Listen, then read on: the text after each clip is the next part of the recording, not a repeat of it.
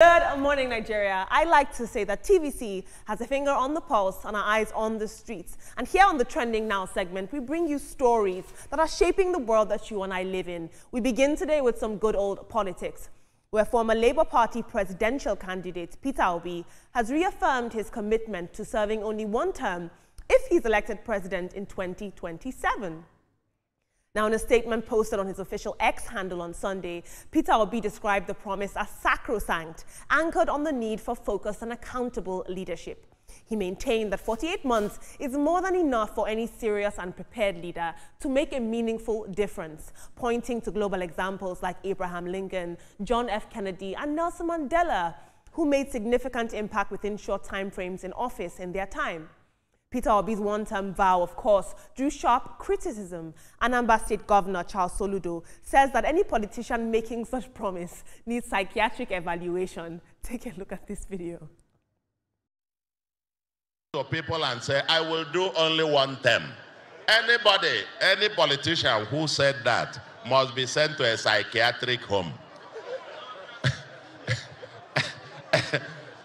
Because the person must have some mental problem.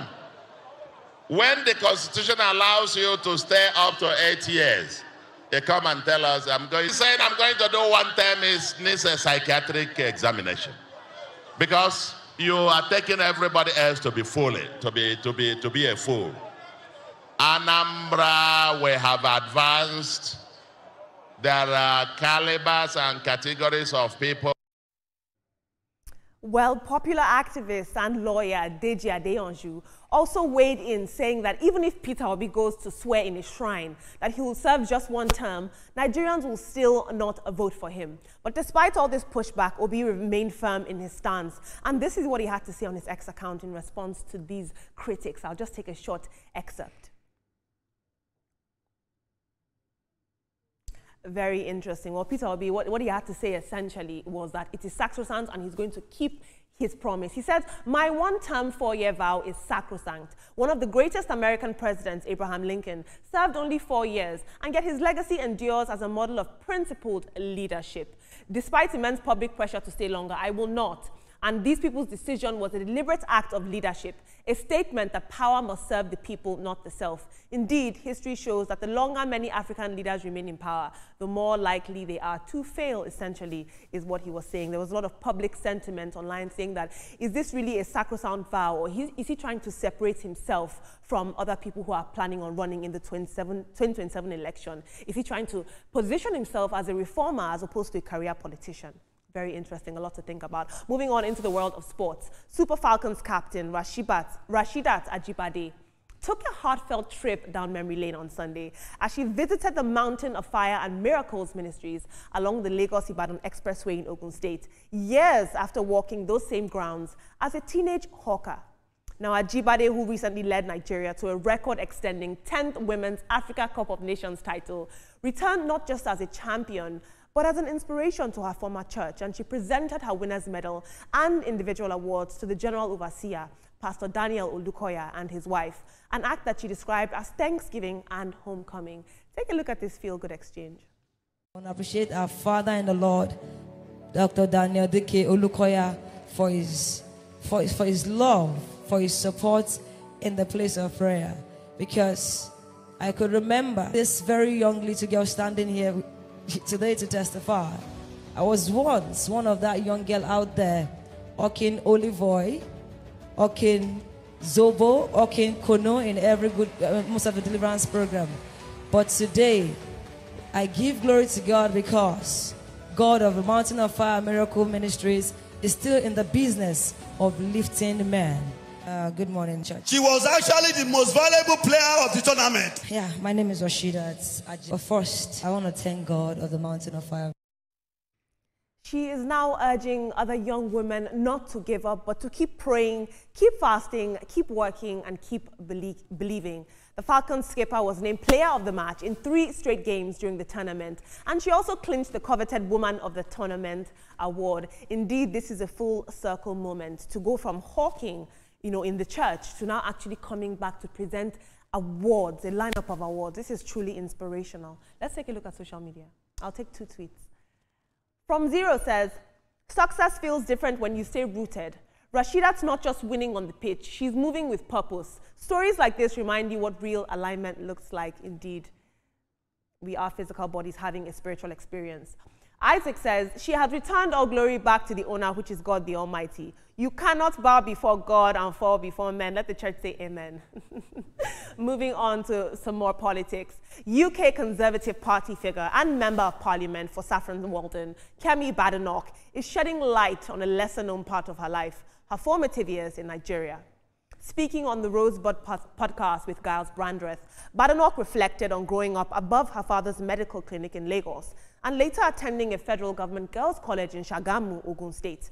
She recalled being sent to boarding school at just 11 years old and described the experience as isolating and harsh, comparing it to prison. Take a look at the woman we all love to hate. Listen to this. Secondary school, it was called a federal government girls' school in a place called Shagamu. And that was like being in prison. When I tell the stories about using a machete and having, because there are no lawnmowers, that's the place that I'm talking about, having to fetch buckets of water. And that was the first time that I was away from home, away from my family. And I wasn't just looking This is a boarding school? Yes, it's a federal boarding school. And it was very... You shared a dormitory with other girls? We're about 150, I think. 20 to 30 in a room, and there were 6 rooms. And so the machete is for cutting the grass? Yes, cutting the grass. Explain why were you cutting the grass? Well, because, who else is going to cut the grass? It's just, it's the grass grows and you have machetes to cut it. Exactly. They're not, this is a federal school.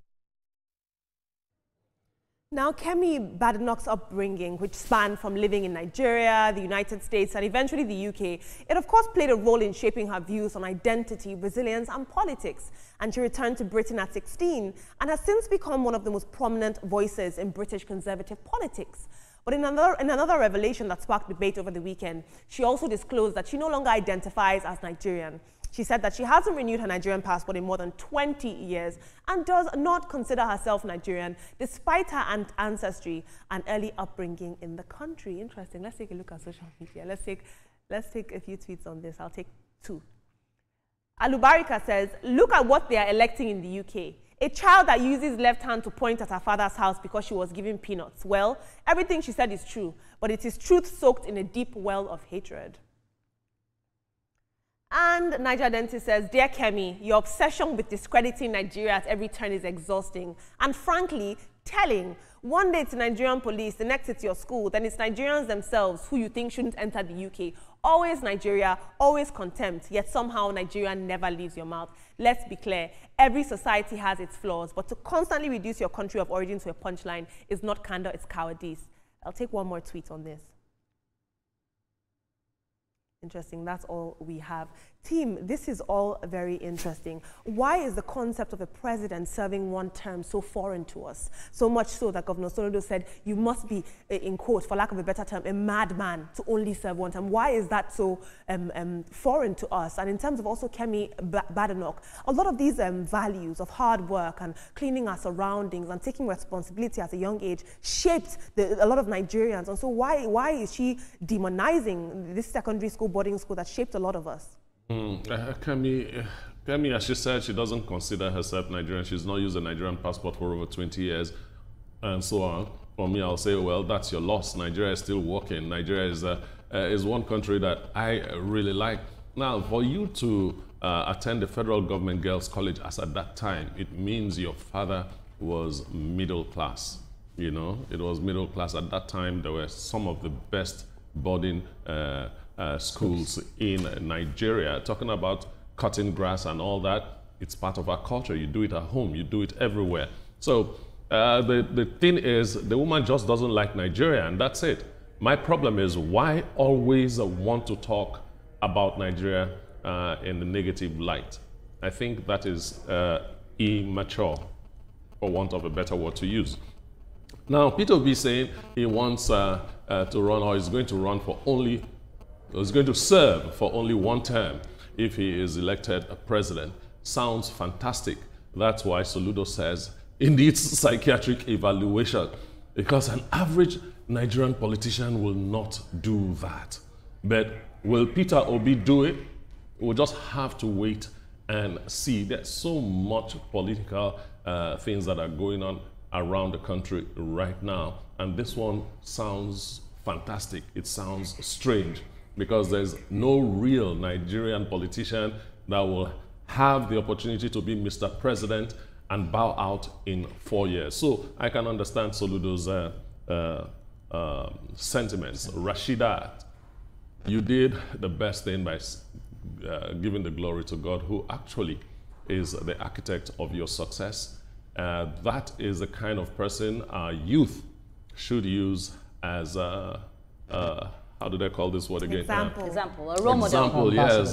That's the kind of person that should aspire to be like. Congratulations to you. All right, so congratulations once again to Rashidat.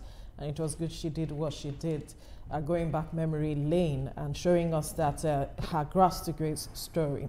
But I'll quickly go to Kemi Badenoch. I think she is obsessed with Nigeria and she doesn't know it. She's trying to deny it, but because she can't make 2 or 3 statements in an interview without mentioning Nigeria, without reliving memories. She might think it's bad, but it's part of what made her who she is today. She cannot, whichever way she wants to look at it, by saying it, the blood runs in your veins. You are Nigerian. There is nothing you can do about it. If you choose to deny us or say you don't want to associate with us, you are actually obsessed with us.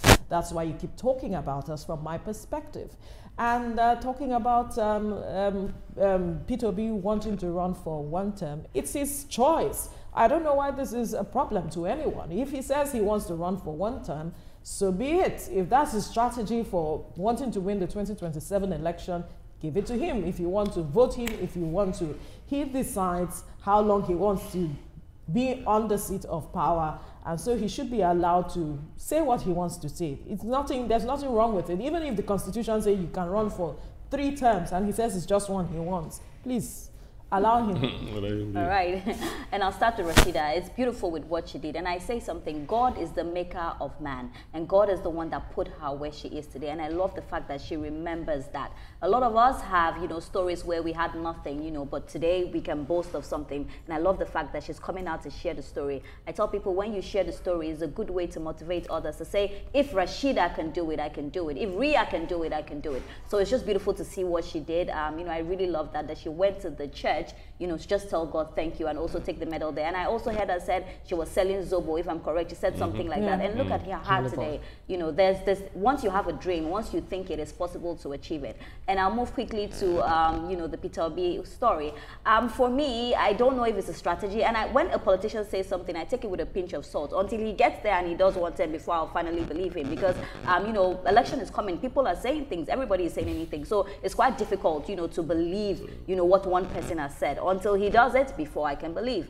And to Kemi, whatever you do, even if you turn your skin to white, you are a Nigerian. You will forever be a Nigerian. So I think the moment you get to understand that, the moment is better for you and for Nigerians. And I think it's a fallacy when she said that, people got sent to as far as 1,000 miles. No, the furthest or the farthest distance from Lagos to anywhere in Nigeria, I think is in Gala, and it's between 870 to 855, 900, not up to 855 miles, not up to 900 miles, so not even up to 1,000 miles, as she said. So I think that's a fallacy. She's just saying some things without getting the facts right.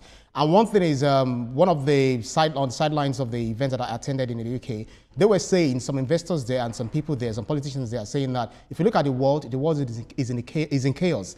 Israeli-Gaza war, Russia-Ukraine war, and looks like Europe, the West generally, everywhere is going up in flames. And the only continent that seems not to going to be untouched is going to be Africa. So they are now looking at investing in Africa. They're looking at coming into Africa so that where everywhere else is in flames, Africa will be safe. So if Kemi, I'm not praying that anything goes bad for those places, but I know that Nigerians, we are so happy, we are so sentimental, we are so loving, we welcome her back whenever there is a problem, that she will come home. Peter Obi saying that that he would run just a single term. We know that is not true. It is not true anywhere. By the time he wins, then the tune will change. They're asking me to go again. No, I'm the one that said I'm not. I just want to go 1 term, but they're asking me to go. Shouldn't I listen to them? Until then. Indeed, we are allowed to change our minds based on new information, but I'll take some more stories. Moving on into the world of Nigerian social media. The outgoing Controller General of the Federal Fire Service, Engineer Abdulganiyu Jaji, in a viral video, was met with open hostility from his officers following news of his retirement and replacement by presidential appointment. Now, in a video that has since gone viral on social media, uniformed officers were seen booing at Jaji at what appeared to be a public event, chanting phrases like, "You don't go," "Barao," and several other pidgin slurs and Yoruba slurs, meaning he's gone, thief, useless. And this incident came shortly after the Civil Defense, Correctional, Fire and Immigration Services Board announced President Bola Tinubu's approval of Deputy Controller General Olumode Samuel Adeyemi as the next Controller General. Now, Olumode's appointment is effective August 14th, a day after Jaji officially retires at age 60. And in a formal statement, the board secretary, Major General A.M. Jibril, praised Olumode's experience and leadership qualities, calling his elevation a merit-based decision. But this dramatic and somewhat abusive send-off for Jaji highlights growing internal tensions within some federal paramilitary agencies. This is very interesting. I mean, we've seen this several times. Civil service, the fire, as we're seeing right now, fire service, this insulting of people when they are leaving office, you know, and a lot of these people were subdued or oppressed. So it's very scary to see, and it reminds us about the importance of legacy and about leaving people with a good taste in their mouth and good words to say about you. But moving on in international news, in a remarkable shift in science and time, a baby boy born in Ohio may have just set a new world record as the oldest embryo ever brought to life. Thaddeus Daniel Pierce was born on July 26 to Lindsay and Tim Pierce, more than 3 decades after his embryo was first frozen in 1994. And after 7 years of trying to conceive, the couple turned to embryo adoption, a process where would-be parents receive embryos donated by others through agencies, and it's often faith-based, and it allows both sides to participate in the match between parent and child. The embryo was originally created by Linda Archard and her then-husband, but she never imagined that the embryo she preserved decades ago in 1994 would one day become a part of somebody else's new family story. And this extraordinary birth breaks the previous record set by twins born in 2022 from embryos that were frozen in 1992. This is so interesting. The internet is going ablaze. Everyone's calling him the world's oldest baby because technically he's been around since 1994. But let's take a look at social media. He's just a baby. Hank says, 30 years on ice, still more valuable than the millions flushed by a culture that treats life like trash. God bless this miracle and the woman who preserved it like the treasure it is. Take one more tweet. Young Blessed Money says, imagine being younger than everyone, but technically older than them all. This baby is a paradox. Before I hand over to my very capable team, I'd like you guys to please tag me with the hashtag TrendingNowTVC on any social media platform of your choice. I want to hear your interesting perspectives. I want to hear your opinions on what's going on in the world around us. Team, he is technically older than me, this baby. But a lot of people were worried online that this new technology in eugenics, it's a bit worrisome. An embryo in 1994 is now a baby today, but it also adds more nuance to the pro-life, pro-choice debate. What technology is doing is just mind-boggling. You know, a 30-year-old embryo, now a baby. It's something that it sounds like something that comes out of a sci-fi movie. Mm-hmm. So it's congratulations to the parents of the oldest baby in the world. Congratulations to you. Now, the Jaji story is the one that really touched me. You know, so these people have been waiting for the day this guy will retire, so they can say what they have been bottling up for years. You know, the other day we were talking about give somebody power and you see the true character of the person. It is really sad that when you are leaving, people are not crying and saying we're going to miss you. They are happy and they are booing you. What kind of legacy is that? And I'll go to the oldest baby story. Congratulations to the family. It's what science is doing to help families now. At least the family can smile that they have a baby. And that's one thing that I'd like to highlight there. And that baby being older than you, Olamide, I do not understand. But then we still have the oldest baby. And for the Jaji man, well, it's sad, but that's the reality. And you know, we always say it, when you have, you're in a place of power, the best thing to do is to treat, you know, people nice, because you do not know what can happen at any time. And it's so sad to see that you are leaving and this is what people are saying. They're calling you Barawo. We all know what Barawo is. And it's sad that you see that they have kept it for a very long time, because if they said it, it will have been a problem. So they waited for you to retire for them to say it. I hope that people are listening to this and they know that when you have a place, you're in a place of power, you need to treat people right. And for the baby, well, she's so cute from the picture. I love babies. So congratulations to the family. Whether old or young, the baby is beautiful. And I'll say congratulations to the man that actually left office, and the people are jubilating, because congratulations to the people, because they're happy one way or the other. Whether the man was good, only time will tell, or maybe time has actually told us what it is, because sometimes he might be doing the right thing, but people who are jubilating may be the corrupt one. So I think we should do the investigation very, very correctly. But one thing is, whatever position you're given, do it well, because the evil that men do lives after them. Olamide, whenever you see that baby, say, senior man. Good morning, sir. I guess that's the much we can take on the show for today, but thank you, Olamide, for the stories. This is where we'll drop the curtains on the program for today. Let's let you know that the views and reactions of all our resource persons are theirs and have no connection with TVC News. Up next is Your View with the ladies, and afterwards this morning with Yori Folarin. Stay safe. Bye.